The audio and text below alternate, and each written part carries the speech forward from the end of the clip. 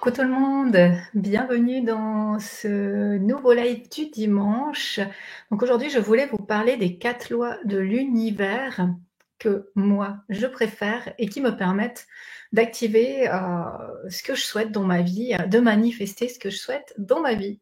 Pour commencer, ce que je voulais vous dire, c'est que dans l'univers, c'est un peu comme les mathématiques ou la physique, hein. Vous avez peut-être entendu parler de physique quantique. Tout est énergie et tout est régulé par des règles, par des lois qui disent que tout arrive au bon moment et que tout ce que l'on demande, que l'on manifeste, ensuite vient se réaliser. On dit qu'il y a 14 lois dans l'univers, 14 lois qui régissent un peu tout dans l'univers. Et j'en ai choisi 4 qui, pour moi, sont celles que je pratique le plus. Comment vraiment la pratiquer? Alors, je vais vous donner quelques pistes pour mettre en pratique tout cela, comment moi je le fais et comment ça fonctionne pour moi. De nouveau, moi, je vous invite vraiment à prendre ce qui vibre pour vous, parce que chacun, chacune de nous, on est différents, différentes, et ensuite à la mettre en pratique.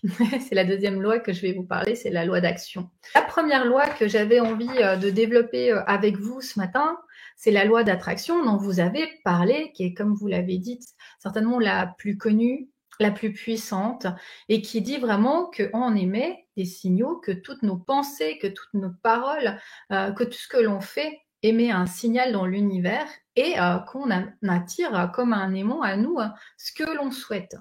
Et que l'univers est, comme dirait mon amie Carole, bien farceur, et que c'est très important d'être précis dans ce que l'on veut et dans ce que l'on souhaite, parce que vous l'avez sûrement déjà expérimenté de votre côté. Parfois, on demande quelque chose à l'univers, il nous l'envoie, il nous a entendu, mais pas toujours de la manière dont on le souhaiterait. Et c'est pour ça que c'est important d'être assez précis.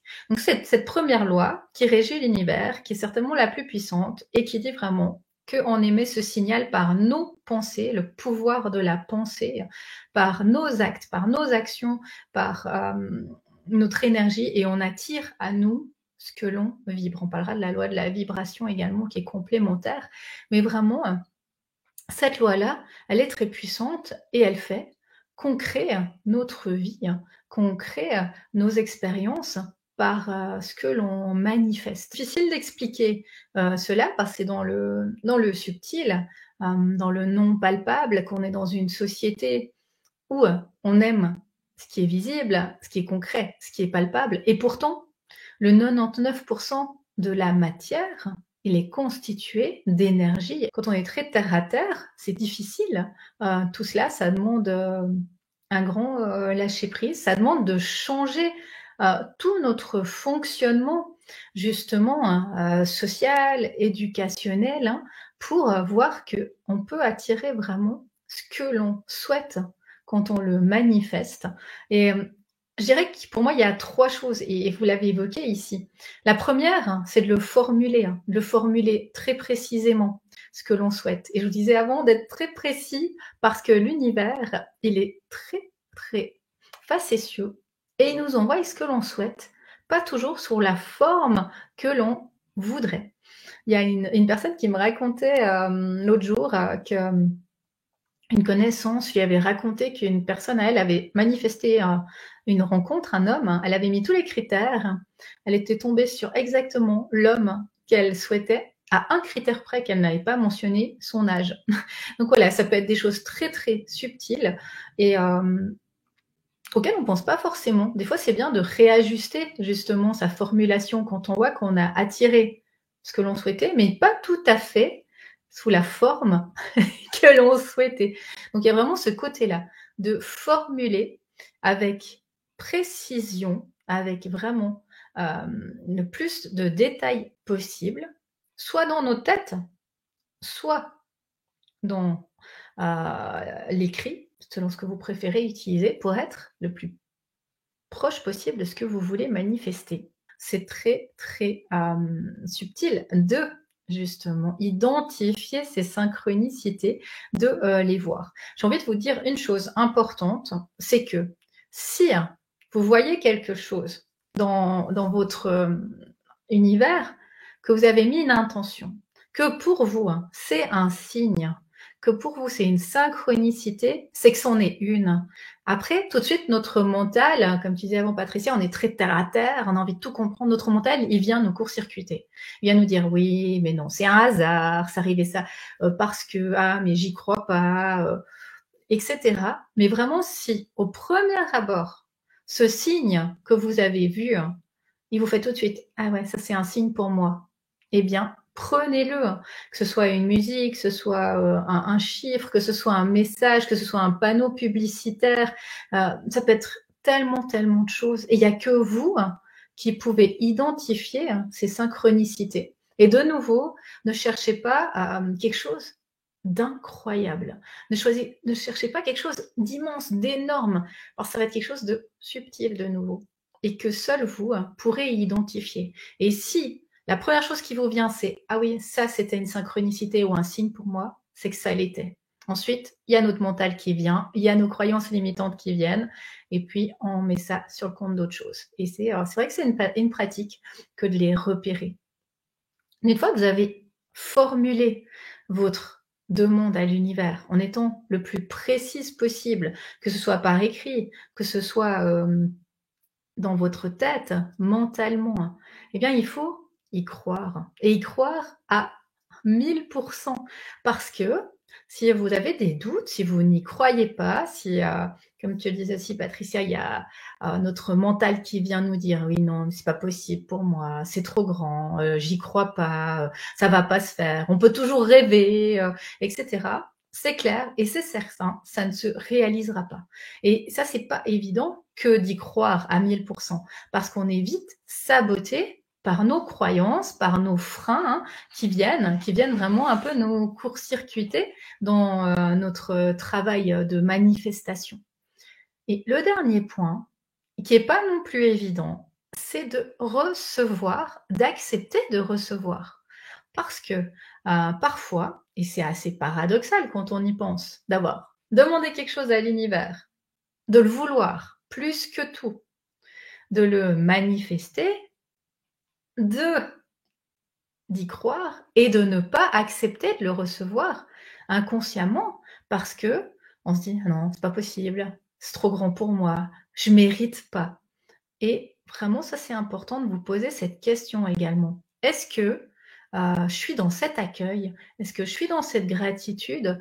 Est-ce que, j'ai, cette émotion vraiment positive de réception, des réceptivités qui est là?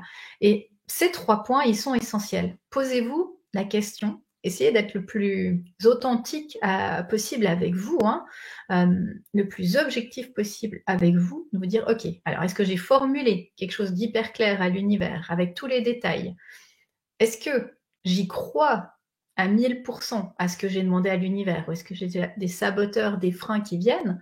Et est-ce que je suis prête à recevoir ce que je demande? Ou est-ce qu'il y a encore chez moi des points, des freins qui m'empêchent de recevoir?»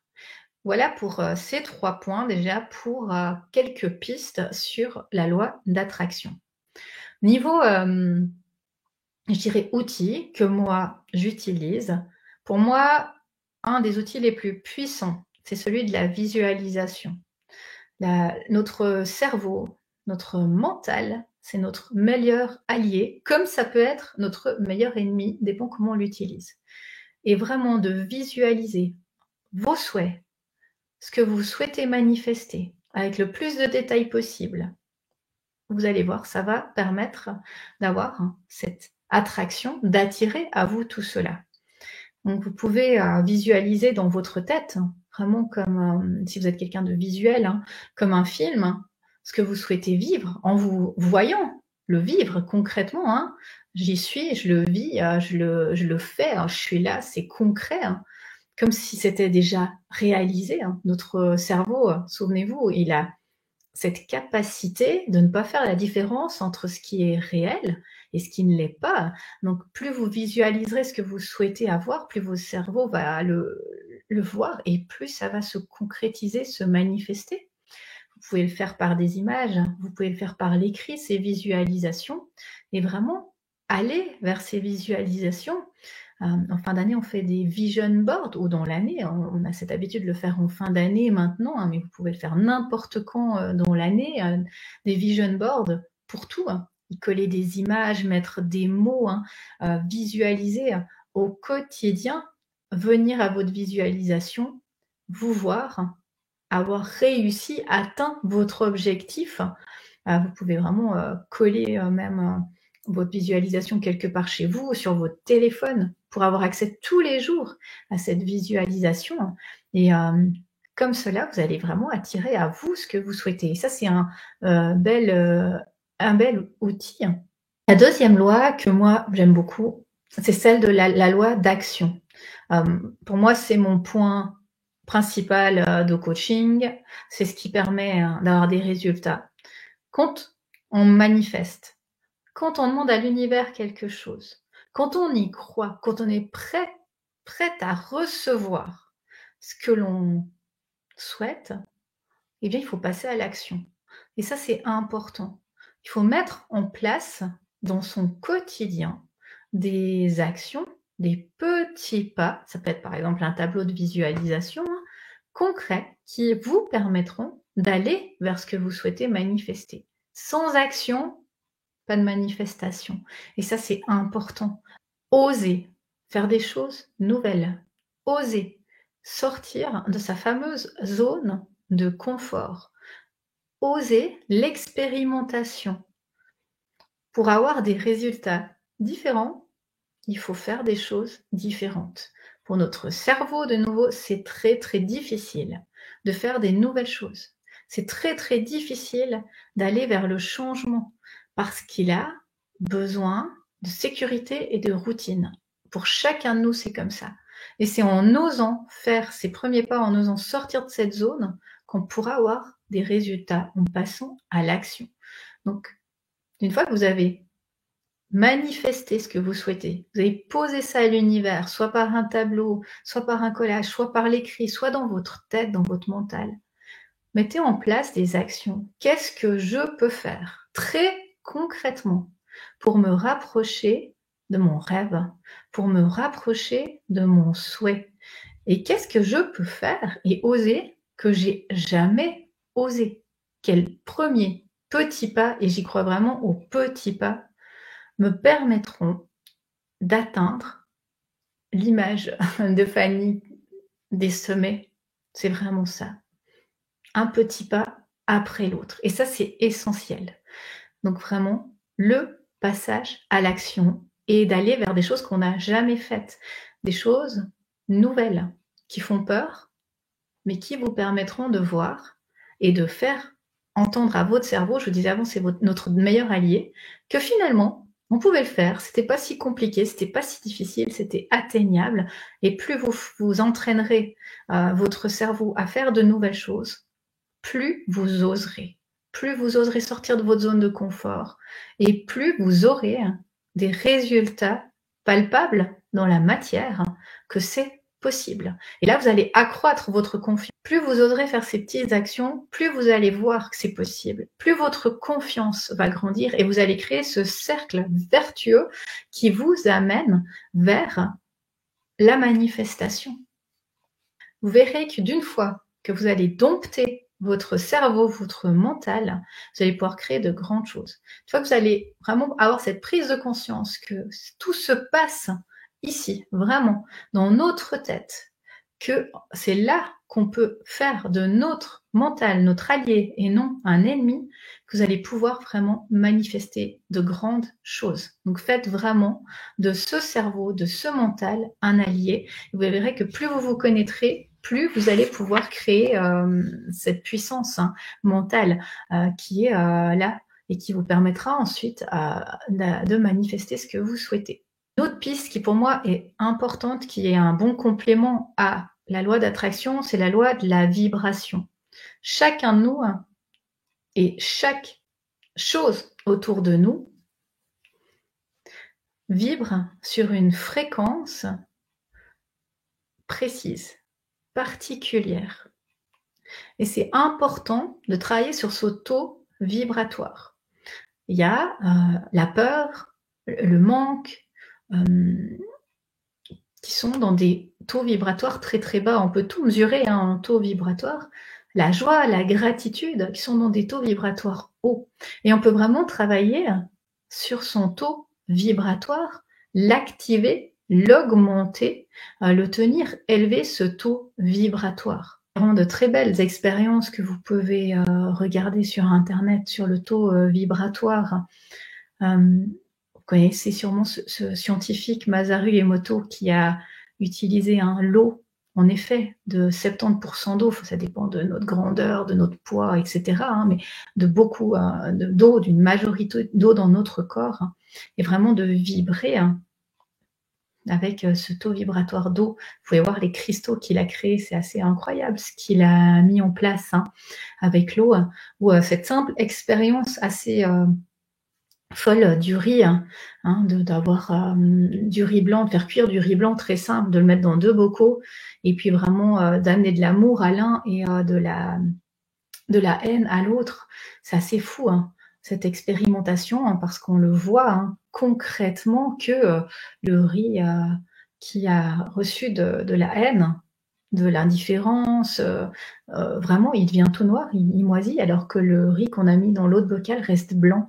Et ça, c'est une belle expérience pour travailler si on est peut-être plus rationnel, plus terre à terre, pour le voir concrètement dans la matière que ça se passe.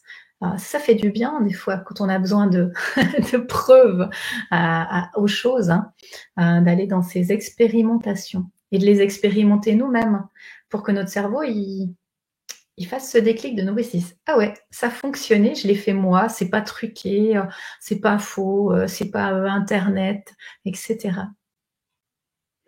Fanny te dit: «Je ne sais pas trop quel pas faire». Un petit pas, vraiment un petit pas. Ça peut être une petite action quotidienne, quelque chose que tu as jamais faite, vraiment, et vraiment de trouver ce premier pas. Des fois, pour revenir à ce premier pas, on cherche trop loin, on cherche trop grand, ou on n'ose pas le faire. Et j'ai envie de dire de nouveau, faites confiance à votre intuition. Il n'y a que vous qui pouvez savoir ce qui est juste, ce qui est bon pour vous. De nouveau, la première chose que vous pensez, c'est celle-là. Après, quand votre mental vient vous court-circuiter et vous dire non, tu vas pas faire ça, non, c'est trop grand, non, c'est pas possible, et vous le faites pas. Mais vraiment, essayez d'aller écouter ce qui vient toujours en premier pour vous. Cette chose qui se manifeste en premier, qui vient du cœur. On dit que le cœur, il reçoit toutes les informations avant le cerveau, avant la tête, puis ensuite, hop, ça passe au cerveau, et puis là, tout, tout dégringole. Donc vraiment, faites-vous confiance, faites-vous confiance. La personne qui a les clés pour le changement, c'est vous.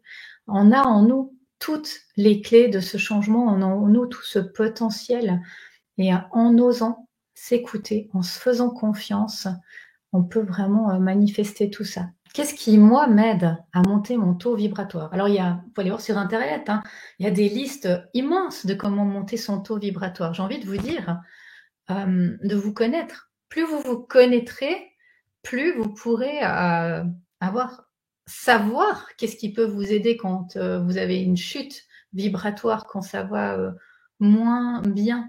Mais c'est vraiment important d'aller voir tout ça.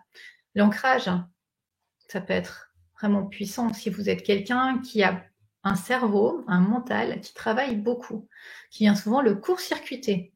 Si vous avez un mental qui est fort, qui travaille, qui vient vraiment dire non, c'est pas possible, non, stop, faire des films, etc. Travaillez votre ancrage. C'est essentiel de le travailler. Pratiquez la pensée positive, voir le verre à moitié plein et non à moitié vide. Des mantras. Activez vraiment des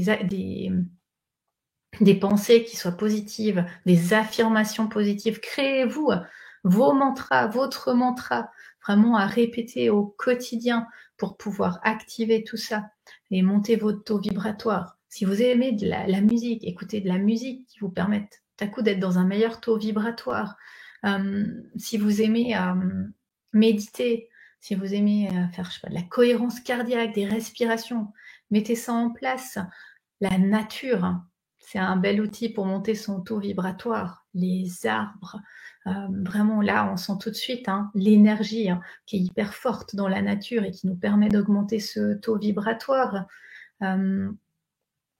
Des activités que vous aimez, vous entourez de personnes qui activent ce taux vibratoire. Il y a vraiment 1000 choses, des huiles essentielles, des pierres, vous savez qu'il existe des méditations pour activer l'abondance, des douches d'abondance que vous pouvez faire. Donc vraiment, cherchez ce qui vous correspond, apprenez à vous connaître et puis allez activer ce taux vibratoire haut. Quand vous sentez que vous êtes dans un jour où ça va moins bien, dans un mindset où ça va moins bien, vous avez peut-être reçu une mauvaise nouvelle. La 4e loi que je trouve puissante et qui, moi, m'inspire de nouveau, c'est la loi de la polarité. C'est de se dire que tout, c'est comme une pièce, tout a un recto et un verso, tout a du positif et du négatif, et même en science, c'est le positif qui attire le négatif, c'est les aimants qui se collent. Il y a vraiment cet aspect-là, et de voir aussi la vie comme ça, c'est inévitable, mais inévitable. Le changement, que tout est changement. Effectivement, c'est inévitable que dans notre parcours, il arrive quelque chose sur le chemin. C'est jamais linéaire. J'aime cette image de François Lemay qui dit le jour où notre vie elle est linéaire, eh ben c'est quand on est mort. C'est maintenant je sais plus comment ça s'appelle, les battements du cœur quand on a ces appareils. Eh ben le jour où c'est comme ça, on est mort. Et c'est vraiment ça la vie. C'est fait de haut et de bas et c'est inévitable. Et d'avoir cette polarité, de voir que pour qu'il y ait de la lumière, il y a de l'ombre également. Pour faire l'ombre, il y a la lumière. Il y a tout qui est comme ça complémentaire. Et cette polarité, elle est essentielle. Et nous-mêmes, ah oui, un ECG. Merci Fanny. Oui, merci Elena. Électrocardiogramme. Merci les filles. Et vraiment de se dire que plus vous connaîtrez votre lumière et vos ombres, plus vous vous connaîtrez, plus vous pourrez aller vers cela et rebondir. Peut-être que vous connaissez ces sagesses indiennes qui disent que tout ce qui nous arrive jamais par hasard, que tout ce qui nous arrive a un sens, que chaque expérience que l'on vit est là pour nous amener quelque chose, qu'il n'y a pas d'échec. Et c'est vrai que quand on commence à voir les situations comme ça, on peut avancer. Hier soir, j'avais une de mes amies qui est venue manger et voilà, et on a tous nos adversités à vivre et elle disait et quand il y a quelque chose qui s'arrête, il y a une nouvelle chose qui arrive. Et je lui disais, mais c'est ça la vie, c'est vraiment ça. C'est que c'est sans fin et que quand on n'en vit plus rien, c'est qu'on n'est plus là, qu'on est mort. Et vraiment, la vie, elle est faite d'adversité, c'est inévitable. Et je trouve que cette polarité, elle est essentielle et que d'aller voir dans l'ombre les choses, dans le plus compliqué, de se connaître, de connaître ces zones d'ombre, même si c'est pas très agréable d'aller les trouver, ces zones d'ombre, ce qui fonctionne moins bien, ce qu'on n'a pas envie de voir, ce qui nous fait peur, et bien là, on peut vraiment activer des tas de choses aussi dans le concret, dans la matière. Et pour ça, ça demande un travail. Travail sur les blessures, travail sur nos points faibles, notre façon de fonctionner qui fait que les schémas se répètent dans notre vie, que les situations se répètent, et puis de sortir de ce côté de victime. Par exemple, je vous donne un exemple très concret qui est arrivé cette semaine en coaching et que je trouve intéressant. Une personne qui vient en coaching, elle me dit, mais moi, j'arrive pas à m'organiser. Tout ce que je mets en place niveau organisation, je sais pas, j'arrive pas, je fais des to-do list, j'ai un agenda, je me suis encore acheté un nouvel agenda, je n'arrive pas à m'organiser. On discute ensemble, on parle de ces journées, et en fait, on se rend compte, prise de conscience, que c'est pas une question d'organisation, le problème de cette personne, mais c'est une question de priorité et de fameux triangle de Karpman, de posture du sauveur, c'est que cette personne, elle met beaucoup d'énergie pour les autres, à répondre à un mail pour quelqu'un, à aider telle ou telle autre personne, soit de sa famille, soit des amis, soit des connaissances, et qu'elle se rend compte que dans sa journée, le 80% de son temps, elle le consacre à d'autres personnes, en étant dans ce syndrome inconscient du sauveur, et qu'elle ne met pas l'énergie dans ce qui est pour elle. Alors il y a une forme d'auto-sabotage, clairement là, et puis finalement, qui n'a rien à voir avec l'organisation. Donc vraiment, je trouve que cet aspect d'être responsable de sa vie, de sortir de ces schémas de sauveur, elles permettent vraiment d'aller vers cette matérialisation. Donc si vous fonctionnez comme ça, si vous identifiez que vous perdez de l'énergie à aller aider les autres au lieu de peut-être aller creuser pour vous ce qui est plus difficile à voir, ce qui fonctionne moins, parce que c'est pas évident d'identifier qu'on est sauveur, qu'on s'auto-sabote, qu'on est l'unique responsable du fait qu'on matérialise pas certaines choses. Ça demande un grand travail d'ombre, justement. Ça demande un grand travail d'introspection. Et là, on peut vraiment avancer. Donc vraiment se connaître et être conscient qu'on est, on est nos choix, comme le dit Sartre. On est nos choix. On est responsable de nos choix, on est responsable de notre vie, on est créateur de notre parcours, de notre vie. Et ça, c'est essentiel. Donc voilà, pour moi, c'est les 4 lois. La 4e, moi, j'aime l'activer par des fois du journaling, écrire. Des fois, quand on écrit, on a ces prises de conscience, ou par des tirages de cartes aussi, où on peut voir par les cartes, aller demander par les cartes. Quels sont les points que j'ai à libérer?